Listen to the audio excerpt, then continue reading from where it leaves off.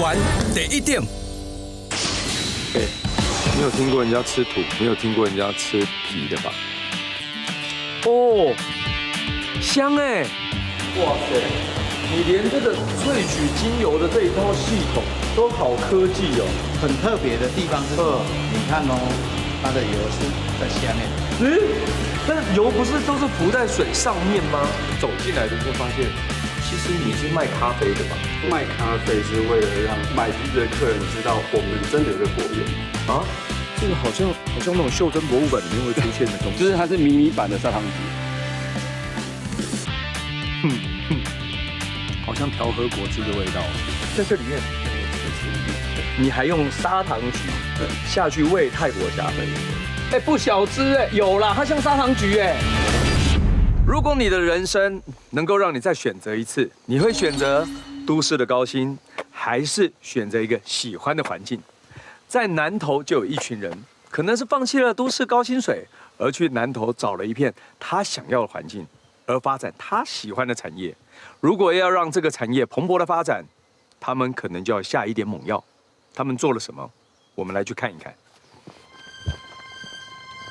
从空中俯瞰整个埔里盆地，会发现这片富饶的土地上有许多在地努力耕耘的人。有些人为了家传的果树努力找创新之路，也有人为了一张树皮养地种植10几年。第一站就先循着气味前进。在国外，尤其是冬天，就会弥漫了一股疗愈人心的香味。没错，就是它，肉桂。听说在台湾也只有埔里有办法种植这种可剥树皮的肉桂，而且是大面积的种植。他们是怎么做到的呢？我们来去看看。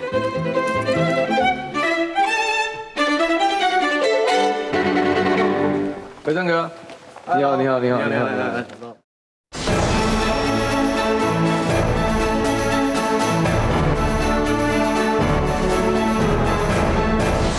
我发现它这里算是一个山头，对不对？最高的一个地方，对，一个山的制高点。所以这边一路全部都是肉桂吗？对，我们这里一片3公顷，它全部都是肉桂，因为这样子，第一个管理方便，第二个它的经济价值比较高。肉桂到底有多少种类？目前3大的系列就是一个就是我们现在种的油桂，然后一个是西兰肉桂，然后台湾有特有的台湾土肉桂，对，所以它是对水土保持非常好的一个植物，它的根系呢，它可以长达3到4米。哦，3到4米其实算很深根的。对，然后我们又因为水土保持的关系，我们又在这个山上，对，所以我们就把我们这里打造成一个有机的农场，然后兼顾水土保持，对，又可以兼顾环境保护，然后又有经济价值，又有经济的价值。威盛说，这3公顷的土地，从10多年前何父亲种下的第1棵肉桂树后，最重要的就是维持农场的生态平衡。除了种植肉桂之外，也保留了原生植物，利用生态多样性，让肉桂得以减少病虫害的侵袭。现在就跟着威盛去看看迷人的肉桂树吧。带你看一下，我们上一次以前有不给它播过的。这边跟这边完全看不出来哎。对啊。哇，它的桂皮这么厚哦。没有，它是剥了之后它才长厚。它未来要把它做成清华桂，那等级的话呢，它要树皮要什么叫清华桂？我听不太懂。清华桂就是这颗品种，然后年限要够，肉桂最好的上品。哦哟，所以这边是你已经剥过的，它又长回来的。对，本来就剥这么一段。对，就剥这么一段。我们就是说，在30公分以内，它的愈合能力都还非常的不错。但是如果超过的话，就会差那么一点点，会变怎样？哦，超过之后它就会差了一点点。所以这边如果说你把它剥得太多，那它会觉得它植物本能，它就上面应该是不行了，它就赶快长了其他的侧芽出来。对，然后再从这边再长出去。对，它再长出去。但是这颗它还是活着。只是它剥了一点点而已。哇，好酷哦！肉桂，你教我一下怎么取肉桂皮，好不好？好，我们等一下我们可以来试看看剥个肉桂。所以这要先刮。对，我们先把这一层，这个叫酸皮。什么叫酸皮？就是苦涩的皮。就先把它刮掉。因为你是刮一圈的。对啊，肉桂的话，你环剥的价格也会比较好。嗯，就是它出来就是一的时候片这样子，它会变成一个卷筒。对，那个价格就是卷起来一根这样子。到以后的话呢，会变成一个大板子的，叫做板桂。板桂，对，那就是我们以后我们想要做的目标。这样很香哦。所以呢，其实剥桂皮花的时间，所以它一整圈都先刮除以后才开始。先把它刮除，这样子以后我们处理好的桂皮呢，就直接可以使用。一圈之后呢，这个刀子把它画一圈，直接在这里画一刀，那就只能再把树皮外层的皮剥出来就好了。哦，我是用这样取的哎，对，它是软的，对，它是一整片撕下来，好强哦，新鲜的肉桂。那像这样子，它的树干不用再涂什么椒盐粉啊什么的，不用，它自己伤口愈合的能力非常的强，真的哦。它这是黑色是什么？为什么是这样？碰太久它就会氧化。这借我，这是。哦，香哎。对啊，它现剥了肉桂皮，好香哦。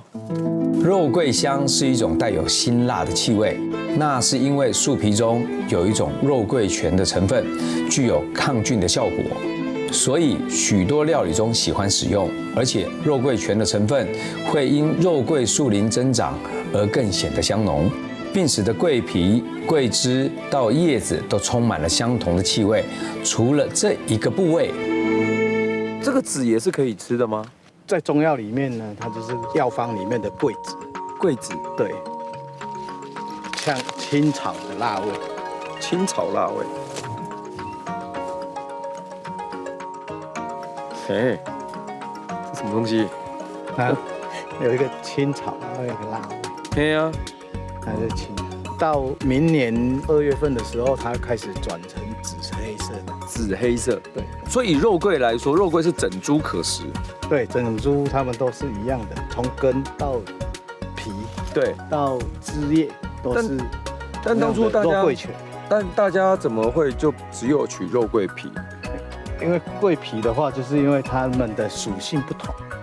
那个桂枝比较会燥热，桂枝会燥热。桂皮如果到青华桂等级的时候呢，它就比较温补。温补，对。哎，你有听过人家吃土，没有听过人家吃皮的吧？哎，我没有吃过树皮吃新鲜的。对，树皮新鲜的是，其实肉桂就是吃它的树皮。树皮，对。哦，有够好吃，而且不会硬，就是软软的、辣辣的，然后因为它还没干，好像一种很新鲜的叶菜类，但是它那个辣里面带有甜味，它是甜甜辣辣香香的。我们这一场，因为我们主要的我们是要做萃取，萃取，因为我们要剥树皮，我们希望把它的年限更久一点，更久一点。但是因为我们养成的时间呢，要在20年以上。但是20年里面呢，我们也要去修剪这些枝叶，对，所以我们又把它导入了我们真油萃取的系统。哦，肉桂油哦，所以它叫油桂，是不是就是因为它可以取它的油啊？然后它本身它就是油脂多，基本上它的叶子都比较大片，对不对？最长的叶子可以到超过40公分的肉桂叶，大概叶片比较厚，但会香吗？香味会更香。会，哇，就是这个味道，油桂的这个味道，好像我们小的时候曾经在干妈店有无？对，有买过一张纸，肉桂一张1块有无？干的，就是那个辣辣香香的味道。要采收上等清华肉桂皮，需要20年树龄。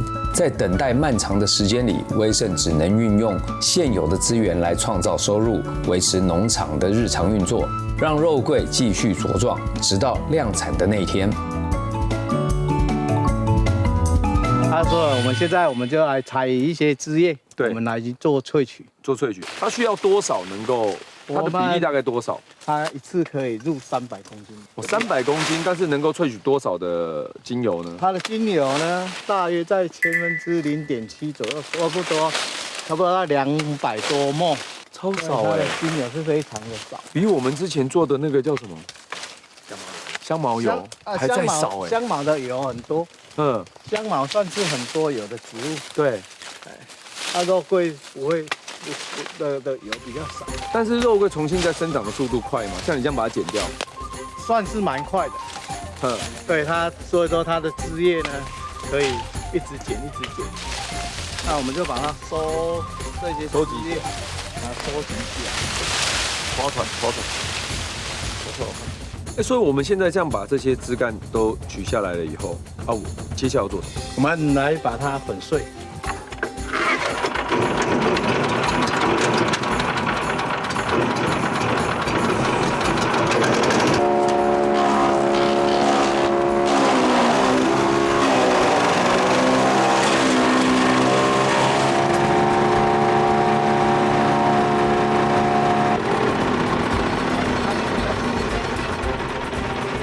这很香哎。对啊，它粉碎的时候，那个肉桂的精油就已经会散发出来，香哦！现在空气中会有这种肉桂的香味。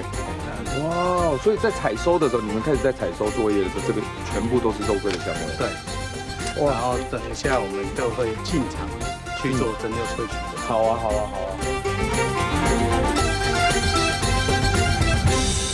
我们在外面就可以把它粉碎完成之后呢，利用这个太空刀。掉进去，哇塞，太方便了吧？对啊，是夹娃娃哎。像这样子，你们还需要下去把它压扎实？要，因为我们这个是利用水蒸气，我们是用高压萃取的方式。要怎么压扎实？等一下我们人要下去，又要再当一次汤拉给哦。对呀。这个时候呢，就是要来吃肉桂料理了。这个呢，这个最特市面上来，这个是我们。你是觉得我没有吃过咸鸭蛋就对了？有，它是有酒酿味，对。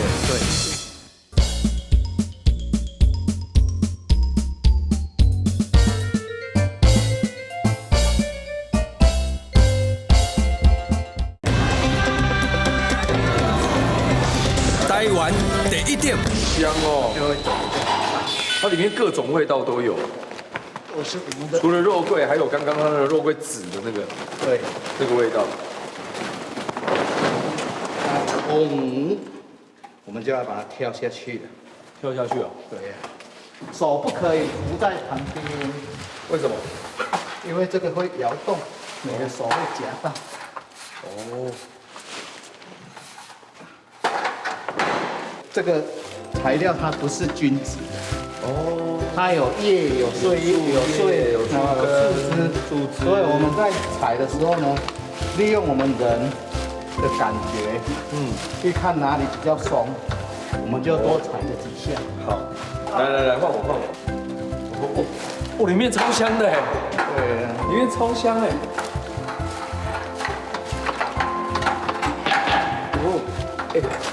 其实已经蛮扎实。对，已经扎实。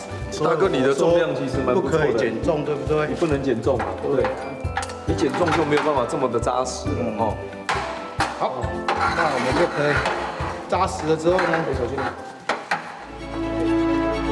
威盛本着一人工厂的原则，设置代替人力的机器，从修剪树枝运送到入炉蒸馏，300公斤的枝叶全部一人搞定。就是因为这样开源节流的做法，才能陪他走12年的光阴。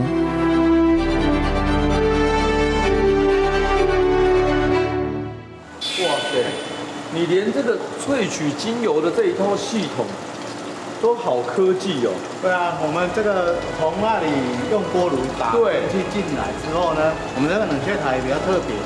一般他们都用常温水，但是我们这个冷却塔上面是常温水，下面是打冰水。打冰水？对，因为它常温水降温之后呢，再透过冰水的冰镇之后呢，精油的分子会比较小。哦，对，会比较小。OK。然后呢，我们肉桂的精油呢，很特别的地方是什么？你看哦，它的油是在下面。那油不是都是浮在水上面吗？对，那它为什么是在水下面？因为它的比重比水重。肉桂的精油的比重比水重，对，所以它是沉水。哎，它的油是沉水。是沉水的，对，好妙哦。所以它颠覆了我们一般人说油应该要浮在水上。对，它其实没有。肉桂的精油，肉桂的油脂是在水下，精油是在水下的。水上的部分呢，这个就是我们的纯露，这是纯露。哦，那它这个是怎么操作？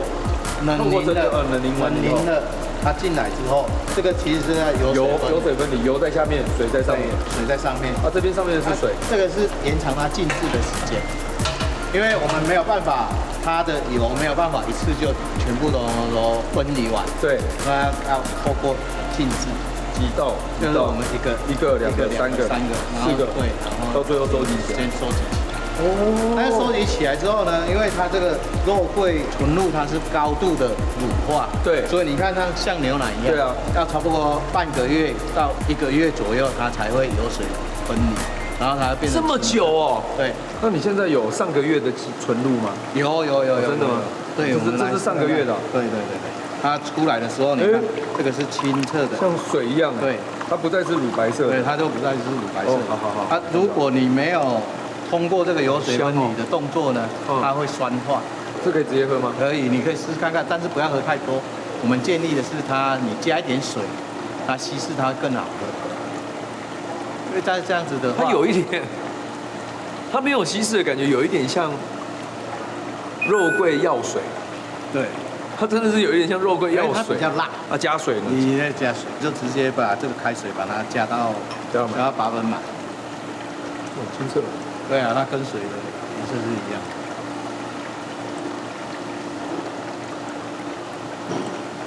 它的辣会降低，甜的变成甜的，它的甜味会直接跑出来。它是甜的我喝了这么一大杯，会不会又活血？不会。这些蒸馏完的枝叶残渣，并不是当垃圾丢掉，而是又回到土地上，变成鸡母虫的家，然后转化成堆肥。这就是威盛想要的环境生态循环。也希望肉桂的香气不只留在每个人的嘴里，更研发出各种产品，让它香气无处不在你的生活里。这个时候呢，就是要来吃肉桂料理了。这个是好多东西哦。这个是什么？肉桂马告鸡汤。肉桂马告鸡汤这个因为马告也是我们农场自己的。是马告有一种清香味，很舒服。它有一个淡淡的柠檬香。对。其实肉桂叶家里如果没有肉桂叶的时候在煮的时候起锅前的5分钟，我们就把它加这么一。要加我碗里就好了。我看一下什么味道。错，应该是说我先喝一口原味。对。其实它可以降低肉的腥味，然后不用加糖，因为肉桂本身就是甜味，所以它可以在调味上也是很不错的，回甘。好好喝哦，超好喝所以说我们就透过调味的方式呢，就可以把肉桂吃到它的功效，对，吃到它的味道，但是又不会有那么呛辣的一个肉桂味。因为肉桂被食用早在很久以前，很多，西元几百年以前的了，甚至是在西武汉那时候就有了，那个圣经里面就有，圣经也就有了嘛。肉桂被食用是以前就有记载的，所以它对身体一定是相当有功用、有功能的，所以吃的话其实是好的嘛。这个呢，肉桂炖牛肉，它只有肉桂跟酱油而已。我先喝一口它的汤没有其他的中料的调味。我跟你讲，肉桂的味道只要加下去呢，对我这种喜欢吃肉桂的人来讲，它就什么都变好吃了，百搭，对不对？很明显肉桂的香味变得很明显，肉桂香味会。所以在料理里面，你如果是有需要用到肉桂的元素的，其实直接加纯露就好了。对，那个温润感，那个舒服感，它酱油不会死咸，然后它整个的肉桂的香气，你到喉头的时候它有点回甘的感觉。回甘。你喝那个汤，你不会觉得好像有什么负担呢？这太神奇！你就用酱油，然后用肉桂叶，对，菜头，然后菜头，哇，然后这个是温红酒，对啊，这个是大家比如在圣诞节啊或冬天常常就是很好用。你有时候一杯红酒，然后插一个这个，把这个嘛洗干净，然后这样插下去，然后这样煮好以后，比较有意思，很舒服。其实，在国外这个热红酒，它其实是带有甜味的。说真的，你要是用肉桂棒，会把它拉到有味道，也是很难。对，啊，但这是仪式感嘛，你对，煮到油也蛮难。有没有？有。哎，对啊。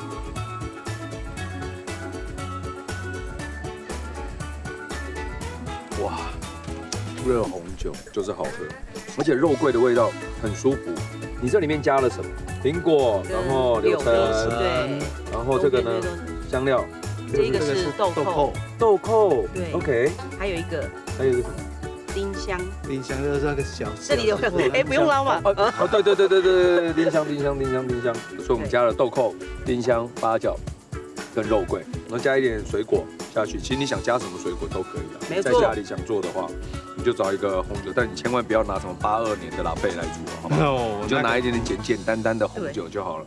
然后就可以去煮了，煮出来就会是像这样。啊，这个最特别，这是什么？这是什么？市面上还没有，这个是我们。你是觉得我没有吃过咸鸭蛋就对了。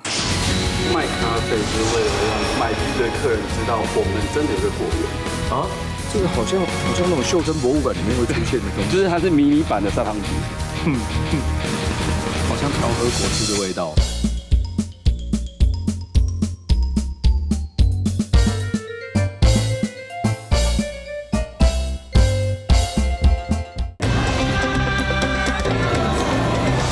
台湾第一点，但是没有吃到这个口味。这是什么口味？这个是用我们的肉桂露呢，跟那个酒尾下去做的咸鸭蛋。啊，吃起来什么感觉？你可以先试看看。真的啊？你们怎么发现的？用这个方法？因为肉桂，它那个纯露，它有很好的抗菌功能。那因为我们就在发想说，那可不可以来做一些取代防腐剂？哦，制作方法都一样，但是多加了那个肉桂纯露，试试看哦。哎，看起来好像那个优格，超像的。你看晶莹剔透，它不会一种就是很干柴的感觉。而且这个咸鸭蛋是我大嫂自己做的。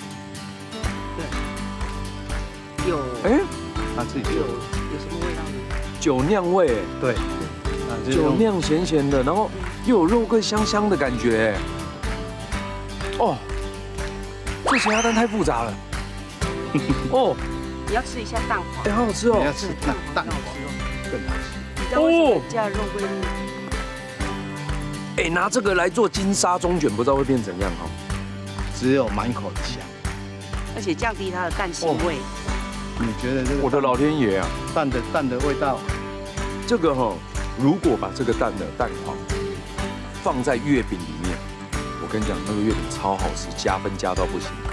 这蛋黄有够好吃的，米香，然后它不会是那种很稀感的感觉，对，然后它是米香，然后又有点那种清香感，肉桂百搭啦，碎，感激不尽。终于了解到，原来我们在南投这边是全台湾种植面积最大的肉桂园，对，然后它还是生根的植物，做水土保持。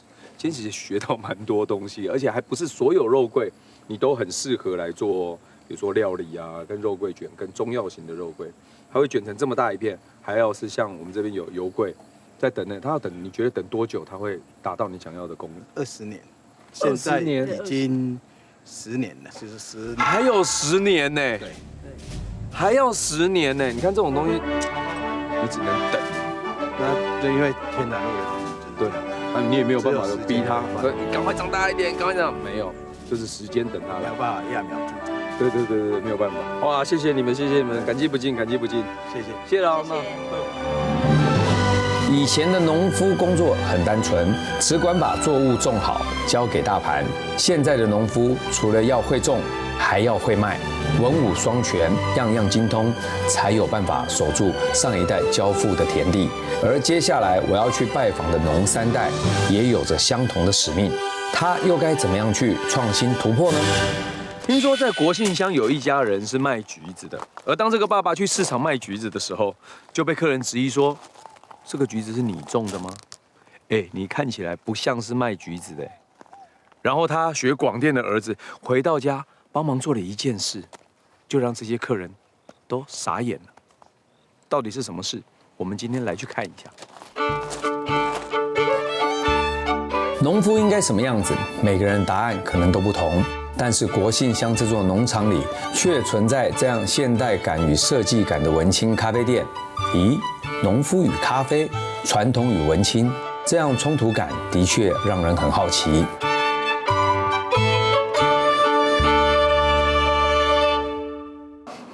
我刚刚从外面一路这样走进来啊，我发现你们一家都不像卖橘子的。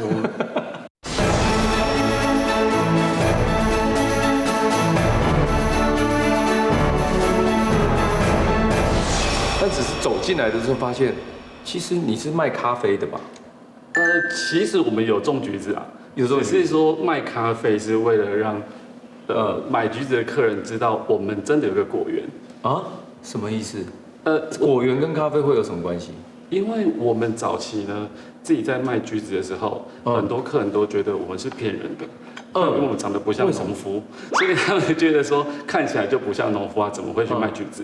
那我们为了让客人知道说我们有果园，对，那做了一个招待所在这边，我们又有一个咖啡的产业，所以就顺便就开了咖啡店。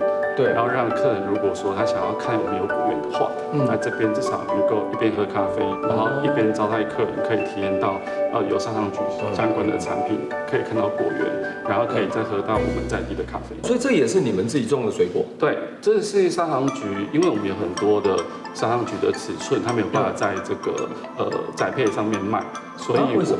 我们就因为宅配的箱子它会有固定的尺寸，对，所以我们在摆放橘子它有固定的比例关系，那有一些尺寸过大，它就没有办法就是宅配出去，所以我们就把它全部拿来做果酱。所以砂糖橘应该有的大小大概是什么样的大小？如果说我们要能够盒装出去卖的，盒装出去大概会是一个手掌这样子大小而已，更小大概是一个10块钱的尺寸，那就不行了，对不对？不能盒装，可是有很多人喜欢，因为它很小的，它的甜度会更高，所以我们会特地留起来给特殊需要的客人在现场买。这很好吃哎，对，这也是你们自己做的，对，都是纯手工的果酱。它只有用砂糖橘的果肉，然后果皮跟柠檬跟砂糖去熬而已，所以它是一个很纯天然，我们不加防腐剂的一个果酱。好酷哦！你吃的时候会吃到砂糖橘的那个香气跟甜度，对，它是很天然的味道，不会像它的纤维都在，是它会纤维都在。但是它美工就粗细，不会很粗，但它很幼咪咪这样子。砂糖橘它本身的纤维就会比较细，所以当我们在煮成果酱的时候，它的纤维不会很粗，然后再来你会吃到一般的果酱会有苦苦的味道，是因为我们每个砂糖橘的皮煮好之后，我们就要把白色的那个涂层那个层刮掉，刮掉之后它才不会苦。好啊，那你带我去，我们去看一下你们家的真正的本业水果，然后还有土地，好不好？好，没问题，来购买。其实郭家从祖父那一代开始务农，还曾经有中部香蕉大王的称号，在国信地区相当具有声望。到了父亲接手后，改种植柑橘类作物。现在大为接手了，种植的砂糖橘会是什么样子呢？这些都是砂糖橘，对，它真的大小蛮不一的。你看这个可以摘吗？可以啊，可以。12，它真的蛮大颗的。这应该不是砂糖橘了吧？因为砂糖橘它其实就是一棵果树嘛，其实它会长得一样的养分关系，有大有小。对，所以它有些都比较大颗。它的大颗就是刚刚你看到我们拿来做果酱这样。对，这可以吃吗？可以啊，可以，还是很好吃啊，还是很甜。爆汁啊！刚刚你有讲到说比较小颗的，你是拿来更小颗是拿来直接很多客人他会来现场取。多小颗？这个是一般尺寸，这是一般可以装酱我们宅配的尺寸。宅配的尺寸，就是很漂亮啊，砂糖橘啊。有没有再小颗？你说的那个小颗，小颗要找啊？这种吗？这种？对。哦，这大小真的差蛮多的。这个还算是可以做，我们刚好有看到更大的，要找到大颗的了。等我一下，因为它已经采了好几轮。像这种，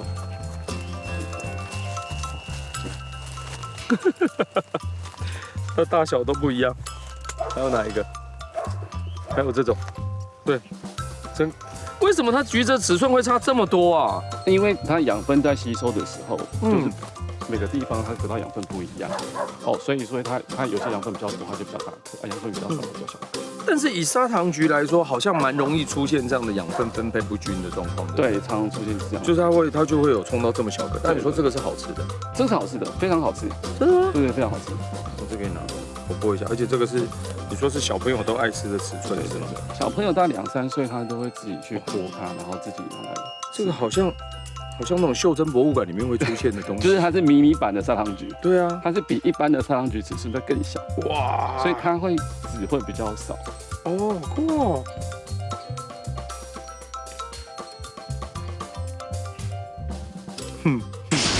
在这里面，你还用砂糖橘下去喂泰国虾，你是期望你的虾可以变成砂糖橘的味道吗？不小只有啦，它像砂糖橘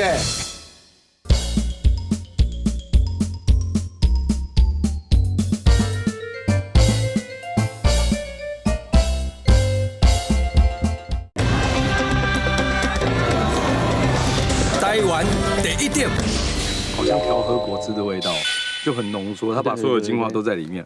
那其实现采还不是最好吃的，采完之后要回来放大概1天到2天的熟成，后熟之后的我们才会出货，所以这样子的品质会再更甜。所以这个砂糖橘来说，它从一开始是怎么来的？最早是一个广东的品种，你现在吃到的砂糖橘，其实我们尝试的它有日本蜜柑、韩国蜜柑的各种的，就是它的砧木，还有荆棘的砧木去测试。砧木就是通常呢，我们要把一个母体，就是它的母猪头，然后去培养它。所以我们刚才种这边的时候，我们养了3年的母猪。然后3年母猪之后，我们才开始嫁接砂糖橘的汁。嫁接完了之后，它会有2层的很好的风味。所以我们母猪3年，然后嫁接又3年。所以我们基本上最少花6年才有办法6年的时间吃到第1颗的橘子。6年才有办法吃到第1颗的橘子，所以你是从荆棘开始嫁接了砂糖橘上去。对，加上砂糖橘的苗。你是从哪边？你看到这个底部是颜色不一样。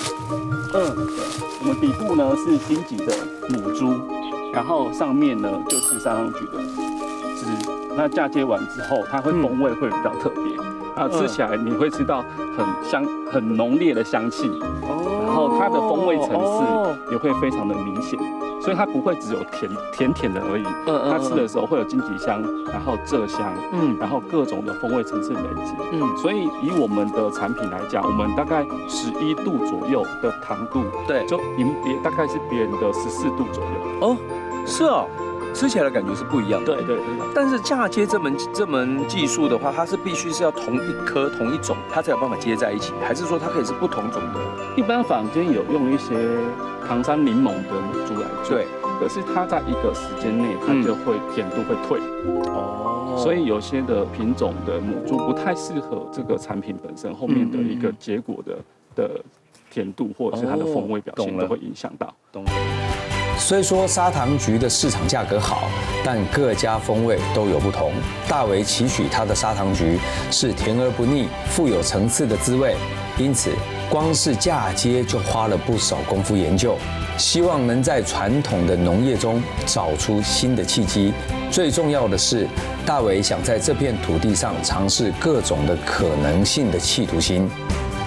对了，其实我光走进来就发现，其实好像说要回来帮忙，但也蛮不务正业的种咖啡啊，然后又把仓库改造做设计，好像都是在玩你自己开心的哦。是，现在叫做斜杠青年，斜杠，对，再斜杠一个，对，然后再斜杠一个咖啡农，对，再斜杠一个设计师，对，再斜杠一个社区改造建设，对不对？还有什么斜杠？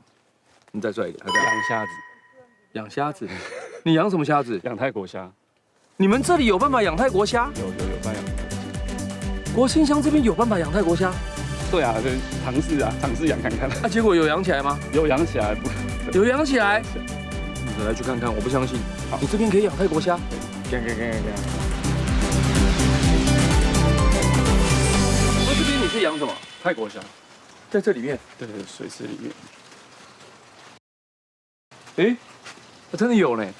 国信乡这边可以养泰国虾，其实有点难度哎。对，它是有难度的。第一个，它的这边气温比较低，对，然后它温差大，对，然后再来是你这边也没有海水可以用，对，因为据我所知，泰国虾是降海型，你要繁殖的话，你需要把盐分拉高嘛，对，对不对？但是你这边都没有哎，所以你纯粹就是养好玩的。也不是养好玩的，那只是说我们去买这个也是跟屏东买虾苗，对，然后买虾苗进来放，让它放大，对，大之后再卖出去。然后我们尝试用砂糖橘的果皮跟果汁、果酱来跟饲料混合养虾子。不是，你现在除了你养泰国虾以外，对，你还用砂糖橘对下去喂泰国虾，对，你是期望你的虾可以变成砂糖橘的味道吗？改善它的气味。曾经我们本来要去日本爱媛县参访他们的那个果园，爱媛县他们有很多蜜柑，是后来无意间发现这个 mix 用蜜柑去养鲷鱼，所以我会觉得很有趣。那我自己尝试看，如果说我用砂糖橘来养虾子，会不会有相同的效果？这个我们曾经采访过一个叫柠檬鲈鱼，对，我吃到那个鲈鱼的时候，我也有吓到。对，也蛮神奇，有一点点柠檬的味道，真的有一点柠檬的味道哎，试看看，太夸张了啦！这个的柠檬味道比刚刚鱼干比刚刚那个还浓哎。对，所以虾子的虾肉上面也可以有同样的效果。我吃是一点点啦，可是很多人吃说很有那个味道，我也不知道为什么。这个是一种，到底是真的还是催眠啊？应该是催眠吧。真的假的啦？其实我最本的初衷是说，第一个是我们如果在山上养虾子，对，我怎么样跟西海岸的人家养虾农是不一样的产品哦。那其实最主要是因为我老婆她喜欢吃虾子，她就是因为爱，对，她会过敏。对，然后我想说，如果用天然的泉水，然后用干净的饲料跟砂糖橘的皮，会让它的身体是好吃的，会舒服的，那至少吃的就不会容易过敏，更单纯一点。那你现在这是拌好的砂糖橘？拌好的，对。哎，真的哎，你把砂糖橘拌了饲料拌下去啊？对。哇，你实在是很党棍。不过基本上我们不会用那个好的砂糖橘啊，就是大概是裂下来。它裂果之后，我们会把它稍微做处理之后，让它的精油不要那么高。因为其实精油太高的时候，那个虾子会把它夹掉，它不吃。对，它到面前吃饲料，它就把它夹掉不吃。可能在虾子的世界里啊，因为里面是油嘛，对，油水是会分离的，所以它就直接这样看，母基地，油，它觉得不好吃，油就把它夹掉了。所以我后来就把它调成说，我跟它这个饲料混合，它会愿意吃的这样子的程度。哇，所以你养泰国虾来讲，跟我们在养虱目鱼的人一样嘛，对，只要寒流来，你就会面临一些风险。其实我这已经抓到一批了。8月的时候，中秋节做一批，这批主要是要尝试它的过冬性。哦。因为其实我们的中南部这边的虾子，它通常不会留过冬，因为会在冬天期就把所有的虾都就一定要赶快做掉。对。那其实我在实验它有没有机会过冬。啊，对。那因为去年是有办法过冬，今年的寒流特别凶猛，就是我已经。蛮多的都已经，所以你也在试虾子，我也在试新它有没有办法养到隔年。你也是蛮爱玩的哈，就试看看。我觉得很多事情就是要尝试，对，所以我们基本上就是要有实验精神。像我们是念设计，基本上是想到一个事情，我们就要去实践它。目前我们是希望说，如果这个技术能够很稳定的时候，那我们就可以跟我们村庄里面的一些有共识的一些村农友，我们可以教他们做这种方式，因为它会增加的另外一部分的一个收入，也搞不好到时候变成国信乡砂糖橘虾，对不对？对，有吗？有拉到吗？它看起来是什么样的？会像砂糖橘的样子吗？不会像这样，不会。颜色呢？哎，不小只哎，有啦，它像砂糖橘哎，有那么夸。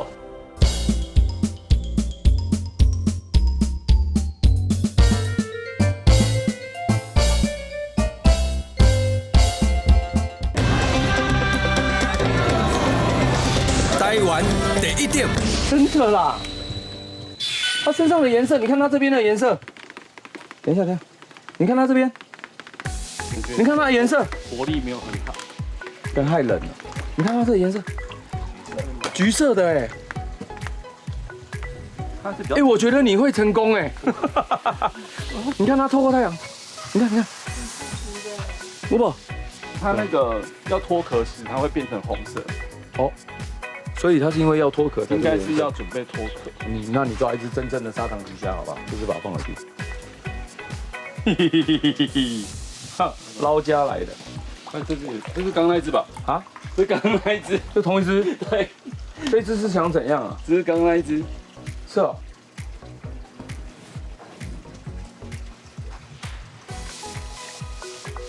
好吗？捞出来。这感觉比较，看一下。哎，其实是有像，我说真的啦。我说真的，它的颜色来说啊，你看哈，它的颜色来说还是偏红，对不对？偏一点点橘的感觉。你看这里，有没有？有点橘的，对，橘的感觉，这里也是，对吧？哎，可以耶，是橘的呢。还是有点橘啊，但是它基本上也只是橘子的因素，不是橘子的因素，还是因为它的那个叫做，哎，这里看起来是橘的啊，这跟我一般看到泰国虾不太一样啊，真的不太一样。哎呦，可以哦，来去试试看什么味道咯，好不好？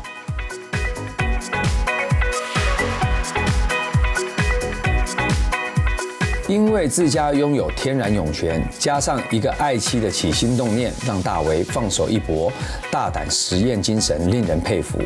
虽然说不上成功，却已经是令人惊艳的成就。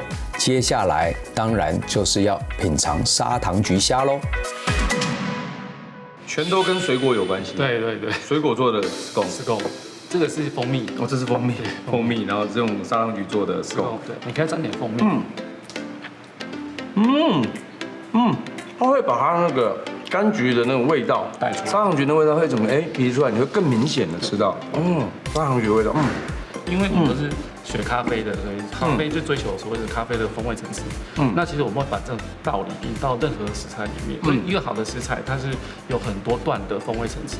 那如果都能够表现得很好的话，其实那个味觉，我们吃的东西都会觉得好吃。哦，砂糖菊养的虾，对。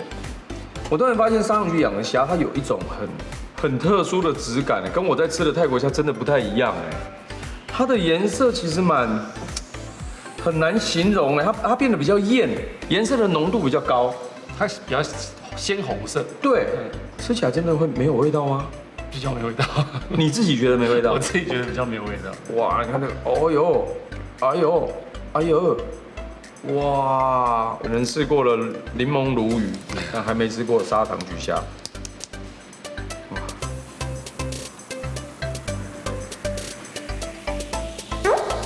而且完全没有调味，然后它真的带一点点的甜味，一点点。所以是有人跟你讲说他吃到很甜的砂糖菊。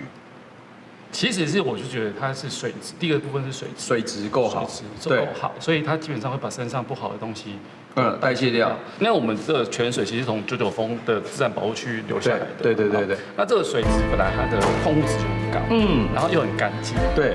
它本来喝水就本身就甜的，对。那加上说我们就用砂糖菊跟干净的饲料去喂食，让这个虾子本来就让它处在一个自然环境产生的自然的虾子，所以它让它回去它本来应该有的味道才是。你刚刚讲到有的人说，它如果吃起来会让我觉得不像泰国虾，它吃起来很像我们在山里溪里抓到的过山虾，它多了很多天然原有的味道，甜，对它那甘甜的，然后鲜度会有个很明显的鲜度，而且它壳也是比较硬的，对，它壳是硬的，对，哦，好酷哦，所以你用这样的方法。